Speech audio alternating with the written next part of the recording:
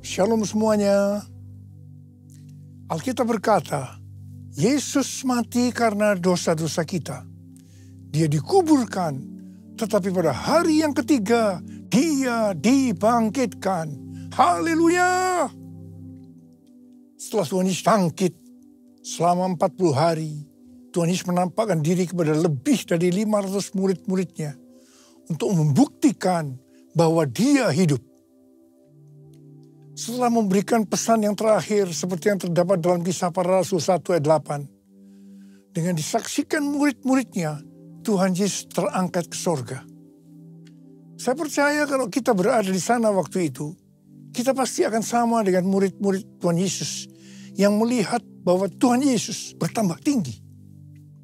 Ketika mereka melihat ke bawah, ternyata kaki Tuhan Yesus sudah tidak menyentuh tanah lagi. Perlahan tapi pasti, Tuhan Yesus terangkat ke sorga. Makin lama makin kecil, sampai ada awan yang menutupi dan hilang dari pandangan mata.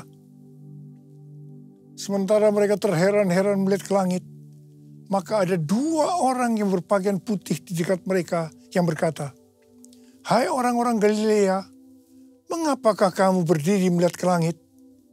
Yesus ini yang terangkat ke sorga meninggalkan kamu, akan datang kembali dengan cara yang sama seperti kamu melihat dia naik ke sorga." Dari ayat ini, saya percaya kalau yang melihat Tuhan Yesus naik ke sorga adalah murid-muridnya Tuhan Yesus, maka yang akan melihat Tuhan Yesus turun dari sorga adalah murid-murid Tuhan Yesus. Katakan amin.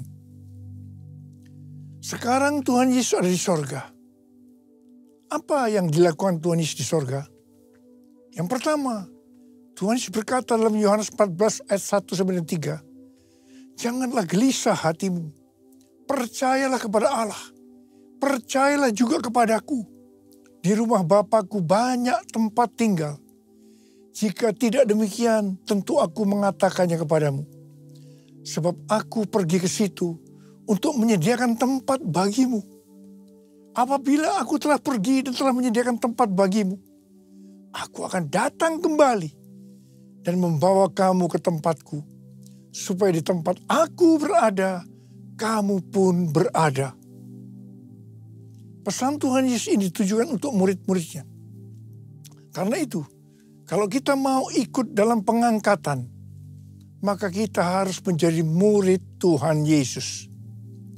Murid Tuhan Yesus adalah kita-kita yang hidupnya sama seperti Kristus telah hidup. Karena kita hidup sama seperti Kristus telah hidup, maka kita akan menjadi serupa dengan gambarnya. Roma 8 ayat 29 berkata, "Sebab semua orang yang dipilihnya dari semula, mereka juga ditentukannya dari semula untuk menjadi serupa dengan gambar anaknya, supaya ia, anaknya itu, menjadi yang sulung di antara banyak saudara." Jadi goal kita sebagai orang percaya adalah menjadi serupa dengan gambar Yesus, yaitu murid Tuhan Yesus. Menjadi seperti Kau Yesus, menjadi seperti Kau Yesus, menjadi sempurna dalam seluruh hidupku, dalam seluruh hidupku. Hal kedua yang dilakukan oleh Tuhan Yesus di sorga adalah sesuai dengan Ibrani 7 ayat 25 yang berkata, "Karena itu, Ia sanggup juga menyelamatkan dengan sempurna semua orang yang melalui Dia datang kepada Allah. Sebab Ia hidup senantiasa untuk menjadi pengantara mereka." Tuhan Yesus di sorga menjadi pengantara kita. Artinya, sebagai pendoa syafaat bagi kita, supaya kita selamat secara sempurna. Kalau kita berbicara tentang keselamatan, maka ada 3 hal yang harus diperhatikan. Yang pertama, bisa kehilangan keselamatan. Yang kedua, hampir-hampir tidak diselamatkan. Yang ketiga, selamat dengan sempurna. Hal yang pertama, orang yang sudah percaya bisa kehilangan keselamatan. Matius 7 ayat 21 sampai 23 berkata, bukan setiap orang yang berseru kepadaku, Tuhan, Tuhan, akan masuk ke dalam kerajaan sorga, melainkan orang yang melakukan kehendak Bapakku yang di sorga. Pada hari terakhir, banyak orang akan berseru kepadaku, Tuhan, Tuhan, bukankah kami bernubuat demi namamu, dan mengusir setan demi namamu, dan mengadakan banyak mujizat demi namamu juga? Pada waktu itulah aku akan berterus terang kepada mereka dan berkata, aku tidak pernah mengenal kamu. Enyahlah dari hadapanku, hai kamu yang melanggar perintah Allah. Ini merupakan peringatan bagi hamba-hamba Tuhan yang sedang dipakai oleh Tuhan. Agar pelayanan yang diberikan oleh Tuhan semata-mata hanya untuk menyatakan kemuliaannya. Bukan untuk kemuliaan diri sendiri. Bukan untuk mencari keuntungan pribadi.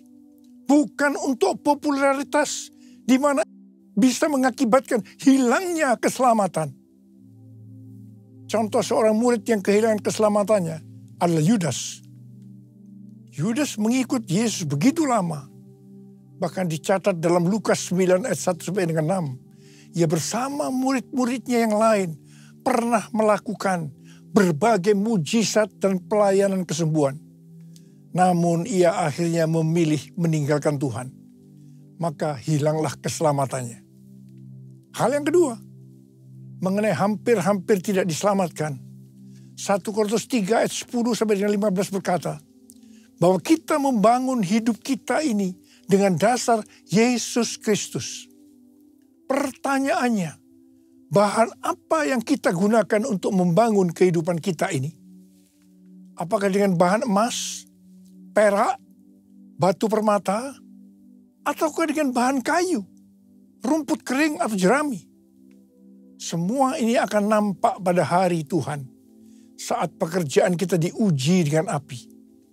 Jika pekerjaan kita tahan uji, artinya tidak terbakar karena terbuat dari bahan emas, perak, dan batu permata, maka kita akan mendapat upah. Tapi sebaliknya kalau pekerjaannya itu terbakar karena bahan yang digunakan adalah kayu, rumput kering, atau jerami, maka akan menderita kerugian. Selamat sih selamat, tetapi seperti keluar dari dalam api. Artinya hampir-hampir tidak diselamatkan. Hampir-hampir tidak diselamatkan dapat diartikan. Yang pertama, kehilangan upah atau pahala. Yang kedua, kedudukan yang rendah di sorga. Yang ketiga, kehilangan kesempatan pelayanan dan kekuasaan di sorga. Yang keempat, kehilangan kemuliaan dan kehormatan di hadapan Allah. Mari, saya akan ajak kita semua untuk memperhatikan dengan serius pekerjaan pelayanan kita, juga termasuk kualitas kehidupan. Jangan menjadi orang Kristen yang acuh tak acuh, agar kita mendapatkan upah di sorga. Yang mau katakan amin. Yang ketiga, Tuhan Yesus berada di sorga untuk mendoakan kita agar mendapatkan keselamatan yang sempurna. Bukan untuk kehilangan keselamatan, atau bukan hampir-hampir tidak diselamatkan. Supaya doa Tuhan Yesus ini terjadi, maka sesuai dengan 2 Petrus 1 ayat 5 sampai dengan 11, dikatakan bahwa kita harus dengan sungguh-sungguh berusaha. Sungguh-sungguh berusaha untuk menambahkan kepada iman kita kebajikan. Artinya berbuat baik. Kemudian ditambahkan lagi pengetahuan. Kemudian tambahkan lagi dengan penguasaan diri. Tambahkan lagi dengan ketekunan. Tambahkan lagi dengan kesalehan yang artinya hidup kudus. Tambahkan lagi kasih akan saudara-saudara seiman. Dan tambahkan lagi kasih akan semua orang. Kalau kita melakukan ini semua dengan sungguh-sungguh, maka kita akan lebih mengenal Tuhan Yesus Kristus. Dan kita tidak akan pernah tersandung. Dengan demikian, kita akan dikaruniakan hak penuh untuk memasuki kerajaan kekal, yaitu kerajaan Tuhan dan Juru Selamat kita, Yesus Kristus. Yang artinya kita mendapatkan keselamatan yang sempurna. Haleluya! Besar anugerah-Mu, berlimpah kasih-Mu, semakin hari semakin bertambah. Besar anugerah-Mu, semakin hari semakin bertambah. Besar anugerah-Mu. Hal ketiga yang dilakukan oleh Tuhan Yesus di sorga adalah mencurahkan Roh Kudus. Pesan yang terakhir dari Tuhan Yesus untuk murid-muridnya sebelum ia terangkat ke sorga terdapat dalam Kisah Para Rasul 1 ayat 8 yang berkata, "Tetapi kamu akan menerima kuasa kalau Roh Kudus turun ke atas kamu, dan kamu akan menjadi saksiku di Yerusalem dan di seluruh Yudea dan Samaria dan sampai ke ujung bumi." Setelah memberikan pesan yang terakhir ini, Tuhan Yesus naik ke sorga. Setelah itu apa yang dilakukan oleh murid-muridnya? Mereka pergi ke Yerusalem dan berkumpul di ruang atas atau kamar loteng. Mereka melakukan ini karena Tuhan Yesus yang menyuruh mereka agar tidak meninggalkan kota Yerusalem, karena mereka akan dilengkapi dengan kekuasaan dari tempat tinggi. Tuhan Yesus berkata, "Sebab Yohanes membaptis dengan air, tetapi tidak lama lagi kamu akan dibaptis dengan Roh Kudus." Murid-murid yang berkumpul berjumlah sekitar 120 orang.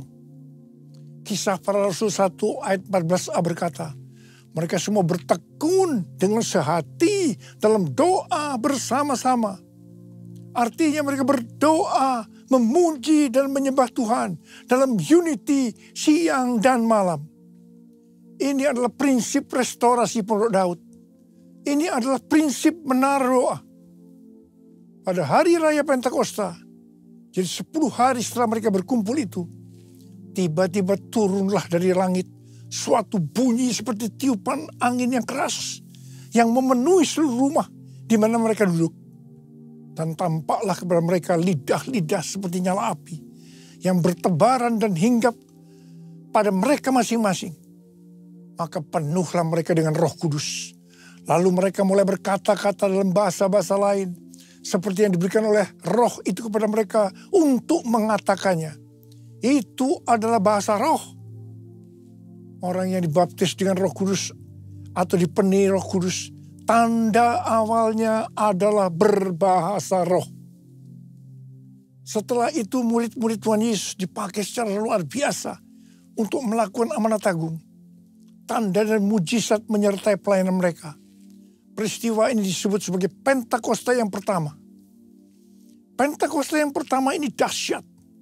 Sebab dalam kurun beberapa ratus tahun, sekitar 70% dari dunia yang dikenal pada waktu itu, yaitu yang berada di bawah kekaisaran Romawi, menjadi Kristen. Wow. Pertanyaannya, apakah amanat agung sudah selesai? Jawabannya, belum. Karena itu pada tahun 1906, kembali Roh Kudus dicurahkan di Azusa Street yang disebut dengan Pentakosta yang kedua. Ciri-ciri yang menonjol dalam Pentakosta kedua ini adalah penekanan dalam hal berbahasa roh dan pelayanan mujizat dan kesembuhan. Meskipun seluruh karunia roh juga dicurahkan dengan limpahnya. Pentakosta kedua ini dahsyat. Mengapa? Karena melahirkan gerakan Pentakosta dan karismatik. Saat ini ada sekitar 700 juta orang yang diberdayakan oleh Roh Kudus. Pertanyaannya, apakah amanat agung sudah selesai? Jawabannya, belum. Karena itu hari-hari ini, pencurahan Roh Kudus yang jauh lebih dahsyat dibanding dengan Azusa Street sedang terjadi. Ini disebut sebagai Pentakosta yang ketiga. Seperti yang terjadi pada Pentakosta yang pertama dan Pentakosta yang kedua. Maka berbahasa roh dan pelayanan kesembuhan juga terlihat begitu intens. Saya percaya dengan Pentakosta ketiga ini, amanat agung Tuhan Yesus akan selesai dan Tuhan Yesus akan datang kembali. Haleluya. Rasul Paulus dalam 1 Korintus 14 ayat 5a berkata, aku suka supaya kamu semua berkata-kata dengan bahasa roh. Selain itu dalam 1 Korintus 14 ayat 18, Rasul Paulus juga berkata, aku mengucap syukur kepada Allah bahwa aku berkata-kata dalam bahasa roh lebih daripada kamu semua. Saya sangat mengaminkan apa yang dikatakan oleh Rasul Paulus ini. Dan saya juga berdoa agar apa yang dikatakan oleh Rasul Paulus ini juga terjadi pada kita. Yang percaya katakan amin. Ku buka hati untuk roh-Mu Tuhan. Ku buka hati menyembah-Mu Yesus. Jamahlah kami, penuhi kami dengan kuasa Allah Maha Tinggi. Jamahlah kami, penuhi kami dengan kuasa Allah Maha Tinggi. Apa yang terjadi kalau kita berbahasa roh? Yang pertama, kita akan lebih berani bersaksi tentang Yesus. Kita ingat Petrus, di mana sebelum dia dibaptis Roh Kudus dengan tanda awal berbahasa roh, dia pernah menyangkal Yesus sebanyak 3 kali sebelum air berkokok. Setelah dibaptis Roh Kudus dan berbahasa roh, dia berani bersaksi tentang Tuhan Yesus. Tidak peduli disesah dan dipenjara. Yang kedua, kalau kita berbahasa roh, maka sesuai dengan 1 Korintus 14 ayat 4a dikatakan, siapa yang berkata-kata dalam bahasa roh, ia membangun dirinya sendiri. Yang artinya kalau kita berbahasa roh, kita akan membangun iman kita. Yang ketiga, kalau kita berbahasa roh, kita akan lebih merasakan hadiratnya. Dan lebih intim dengan dia. Karena ketika berbahasa roh, kita berkata-kata kepada Allah, bukan kepada manusia. Yang keempat, kalau kita berbahasa roh, kita akan berdoa lebih lama lagi. Yang kelima, sesuai dengan 1 Korintus 14 ayat 14 dan 15 yang berkata, sebab jika aku berdoa dengan bahasa roh, maka rohkulah yang berdoa, tetapi akal budiku tidak turut berdoa. Jadi, apakah yang harus kubuat? Aku akan berdoa dengan rohku, tetapi aku akan berdoa juga dengan akal budiku. Aku akan menyanyi dan memuji dengan rohku, tetapi aku akan menyanyi dan memuji juga dengan akal budiku. Jadi, kalau kita mengendaki agar roh kita berdoa, menyanyi dan memuji, maka kita harus berbahasa roh. Sedangkan kalau dengan akal budi atau jiwa, maka kita harus menggunakan bahasa yang kita mengerti. Mari, bagi yang mau melakukan, katakan bersama saya, amin. Bahasa roh atau bahasa lidah dalam Alkitab dituliskan di 1 Korintus 14, Kisah Para Rasul 2, Kisah Para Rasul 10, dan Kisah Para Rasul 19. Kesimpulannya sebagai berikut. Yang pertama, bahasa roh atau bahasa lidah dalam bahasa Greka atau Yunani disebutkan dengan glosa. Ada 3 macam bahasa roh atau bahasa lidah. Yaitu, yang pertama, bahasa roh yang harus diterjemahkan atau ditafsirkan. Yang kedua, bahasa roh yang tidak perlu diterjemahkan atau ditafsirkan. Karena memang hanya Allah yang mengerti artinya. Ini adalah penyembahan dalam roh. Dan yang ketiga, bahasa roh yang diterjemahkan oleh Allah sendiri. sehingga dimengerti oleh orang yang mendengarnya dalam bahasa yang dimengerti. Kesimpulan yang ketiga, bahasa roh atau bahasa lidah bisa diucapkan di mana saja. Artinya bisa di rumah, di kebaktian umum, di kebaktian doa, di kul, dan di mana saja kita berada. Kesimpulan yang keempat, Rasul Paulus dalam 1 Korintus 14 ayat 39 dan 40 berkata, "Karena itu saudara-saudaraku, usahakanlah dirimu untuk memperoleh karunia untuk bernubuat dan janganlah melarang orang-orang yang berkata-kata dengan bahasa roh. Tetapi segala sesuatu harus berlangsung dengan sopan dan teratur." Come Holy Spirit, fall in this place. I need more and more of you. Fill me again with the power of your Spirit.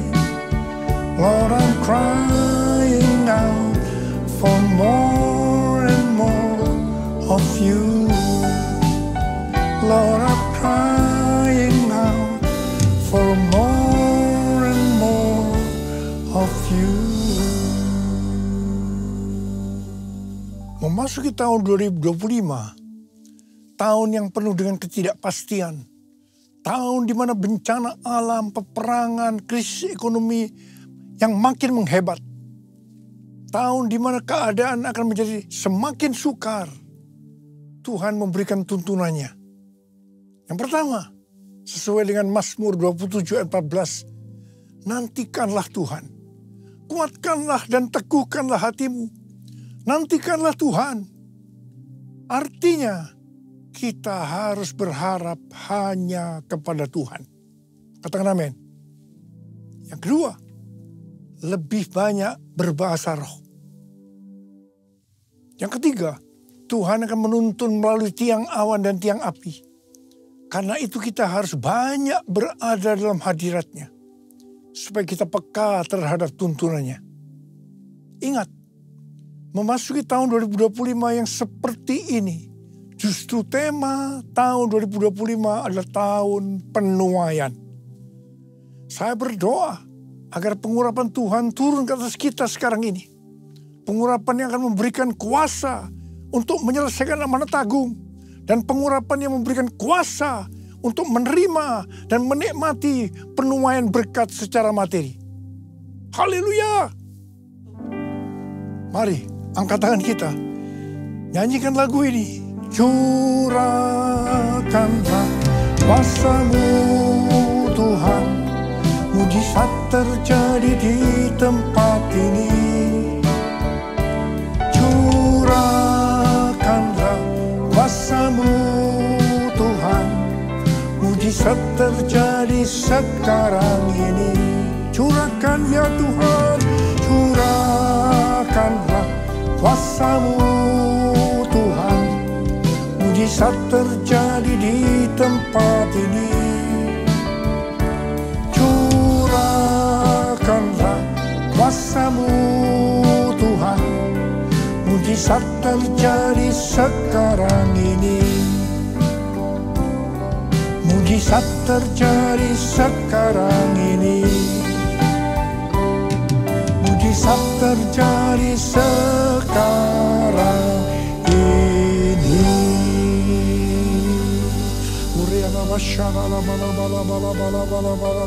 Berbahasa roh. Yang sudah berbahasa roh, kita berbahasa roh.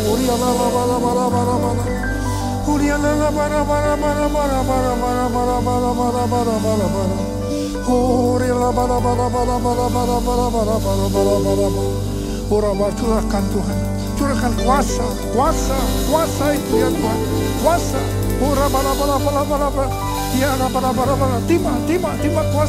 Terima kuasa. Terima kuasa. Terima. Dalam nama Yesus. Haleluya. Amin.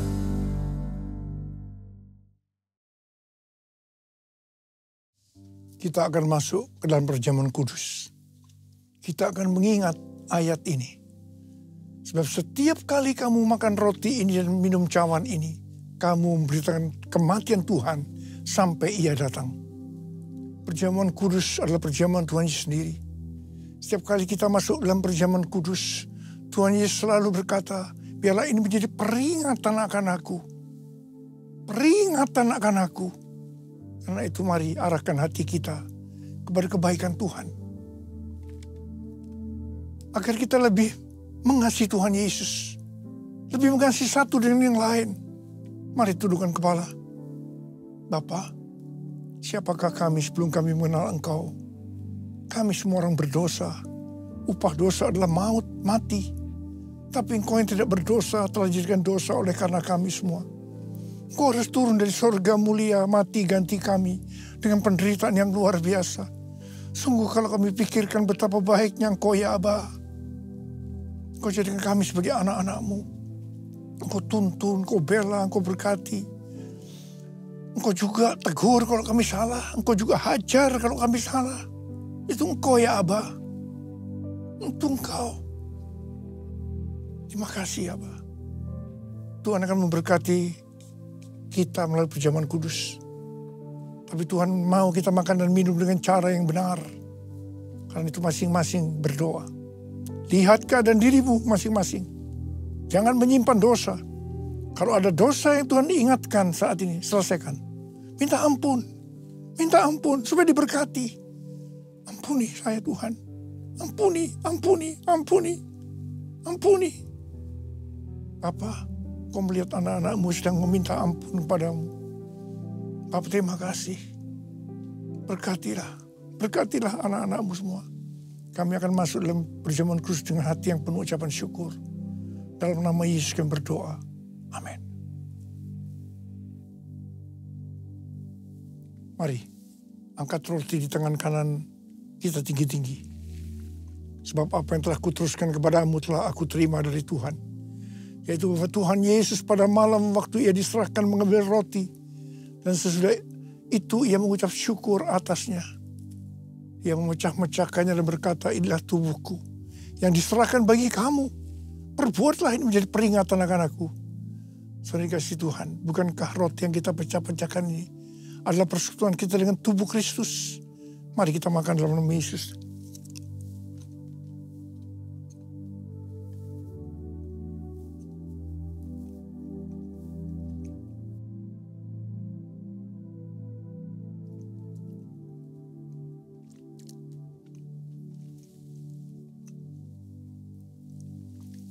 Angkat cawan di tangan kanan kita tinggi-tinggi. Demikian juga ia mengambil cawan sesudah makan lalu berkata, cawan ini adalah perjanjian baru yang dimeteraikan oleh darahku. Perbuatlah ini setiap kali kamu meminumnya menjadi peringatan akan aku. Saudara dikasih Tuhan, bukankah cawan pengucapan syukur yang atasnya kita ucapkan syukur adalah persekutuan kita dengan darah Yesus? Mari kita minum dalam nama Yesus.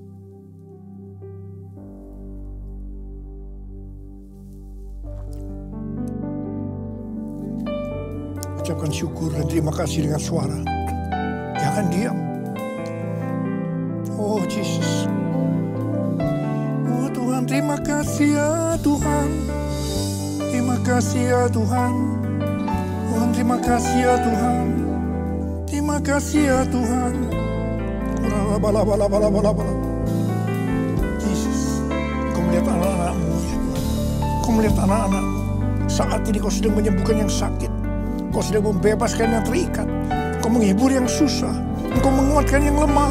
Kau memberikan pengharapan yang baru bagi yang datang dengan karena putus pengharapan. Tuhan, terima kasih. Tuhan, terima kasih. Terima kasih. Terima kasih. Terima kasih. Terima kasih Yesusku. Terima kasih Yesusku. Puji syukur hanya bagi Tuhanku. Terima kasih Yesusku. Terima kasih Yesusku. Puji syukur hanya bagi Tuhanku. Terima kasih. Terima kasih Yesusku. Terima kasih Yesusku. Puji syukur hanya bagi Tuhanku. Terima kasih kasih Yesusku, puji syukur hanya bagi Tuhanku. Puji syukur hanya bagi Tuhanku. Puji syukur hanya bagi Tuhanku. Terimalah berkat Tuhan. Kasih karunia yang berlimpah-limpah daripada Allah Bapa dalam Anak yang tunggal Yesus Kristus. Persekutuan yang manis dengan Roh Kudus menyertai kita semua mulai hari ini. Sampai Tuhan Yesus datang menjemput kita di awan-awan dan bahkan sampai selama-lamanya. Yang percaya bersama-sama katakan amin.